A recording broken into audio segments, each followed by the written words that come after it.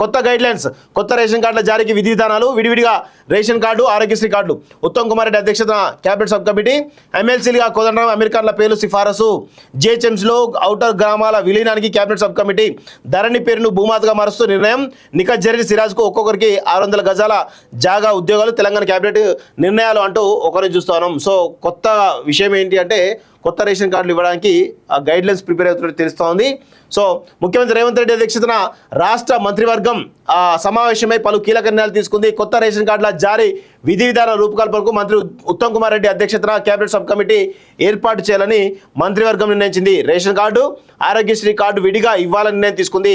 జిహెచ్ఎంసీలో greater outer గ్రామాల విలీనానికి cabinet sub committee ఏర్పాటుకు మంత్రివర్గం ఆమోదం తెలిపింది. మంత్రులు శ్రీతక్క, శ్రీరాము, పొన్నం ప్రభాకర్ ఈ కమిటీలో సభ్యులుగా ఉంటారు. ఎమ్మెల్సీగా కోదండరాం, అమీర్ ఖాన్ పేర్లను మరో రికమెండ్ చేస్తూ గవర్నర్కు తీర్మానం పంపాలని కేబినెట్ నిర్ణయించింది.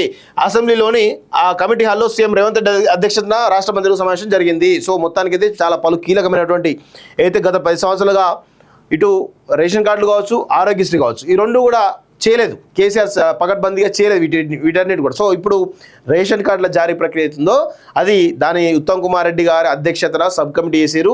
ఆ తర్వాత ఆరోగ్యశ్రీ, ఆ తర్వాత విలీన గ్రామాలు ఏదైతే గ్రేటర్ పరిధిలో ఉన్నటువంటి కొన్ని గ్రామాలు అవతల ఉన్నటువంటి గ్రామాలు ఏవైతే వాటి విలీన ప్రతిపాదన, ఇవన్నీ కూడా చాలా కీలకమైనటువంటి నిర్ణయాలు తీసుకున్నటువంటి సందర్భం మనం చూస్తూ ఉన్నాం.